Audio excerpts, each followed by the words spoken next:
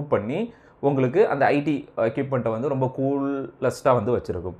So இந்த CPU, GPU, டிபியு நான் சொல்கிறேன், அதுக்கு மேலே அதுக்கு ரொம்ப நியரஸ்ட் ஏரியாவில் வந்து ஒரு கோல்டு பிளேட் இருக்கும். அந்த கோல்டு பிளேட்டில் ஒரு வாட்டர் இன், ஒரு வாட்டர் அவுட். ஓகே, ஐ மீன் ஒரு லிக்யூட் இன் வே, ஒரு லிக்யூட் அவுட் வே இருக்கும். இது உள்ளதான் உங்களுக்கு வர அந்த கோல்டு வாட்டர், ஐ மீன் கோல்டு லிக்யூட், டைஎலக்ட்ரிக் ஃப்ளூயிட் உள்ளே வந்துட்டு அந்த கூலண்ட் உள்ளே வந்துட்டு திருப்பி அந்த கூலண்ட் வந்து அவுட் ஆகுது. ஸோ கூலண்ட் இன்னில் வரும்போது ஒரு பர்டிகுலர் டெம்பரேச்சர் இருக்கலாம், வெளில போகும்போது அந்த ஹீட்டெல்லாம் எடுத்துகிட்டு ஒரு டிஃப்ரெண்ட் டெம்பரேச்சரில் வெளில போகும். இது வந்து அந்த ஐடி ரேக்குள்ளே இருக்கிற அந்த செட்டப். ஸோ அப்படியே நீங்கள் வந்துட்டீங்க அப்படின்னா இதுக்கு சப்போர்ட் பண்ணுறது, இதுக்கு சப்போர்ட் பண்ணுறதுக்கு இன்னொரு காம்பனன்ட் இருக்குது. அதாவது சிடிசின்னு சொல்லுவாங்க, கூலண்ட் டிஸ்ட்ரிபியூஷன் யூனிட்னு சொல்லுவாங்க. இந்த கூலண்ட் டிஸ்ட்ரிபியூஷன் யூனிட் சிடிசி இதில் primary circuit, secondary circuit. So இப்போ நான் வந்து பார்த்தீங்கன்னா லாஸ்ட்டு ஒரு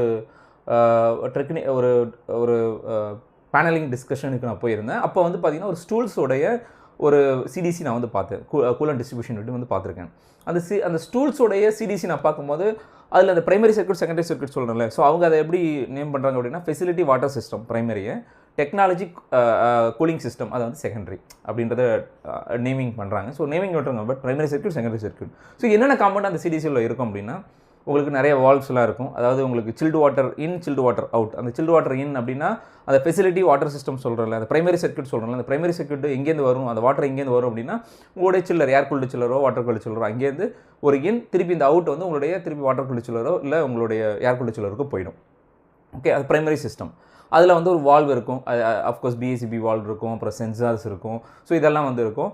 அது வந்து எங்கே வந்து உங்களுக்கு ஹீட் எக்ஸ்சேஞ்ச் பண்ணும் அப்படின்னா அங்கே ஹீட் எக்ஸ்சேஞ்சர் இருக்குது. So primary circuit heat exchanger, அதாவது பிளேட்டட் ஹீட் எக்ஸ்சேஞ்சர், ஐ மீன் பிராஸ்டு பிளேட் ஹீட் எக்ஸ்சேஞ்சர்னு வச்சுக்கோங்களேன். ஸோ அங்கே இருக்குது. ஸோ அதில் செகண்டரி சர்க்யூட் ஒன்று இருக்கும். அந்த செகண்டரி சர்க்யூட் எங்கேருந்து வரும், இப்போ நான் சொன்னால அந்த கோல்டு பிளேட் அந்த சிபிஜிபி கூட அட்டாச் ஆகிருக்குல்ல ஐடி ரேக்ல, அங்கேருந்து வர்றது டேரெக்டாக வந்து உங்களுக்கு இந்த ஹீட் எக்ஸ்சேஞ்சரில் வந்து இந்த பிரைமரி சர்க்யூட், செகண்டரி சர்க்யூட்டில் அங்கே ஹீட் எக்ஸ்சேஞ்ச் நடக்கும். ஓகே, ஜென்ரலாக வந்து இந்த ஹீட் எக்ஸ்சேஞ்சர் டிசைன் பண்ணும்போது அப்ரோச் எவ்வளோ இருக்கணும் அப்படின்னு சொல்லி டிசைன் பண்ணுவாங்க. 2 டிகிரி ஆர் 3 டிகிரி.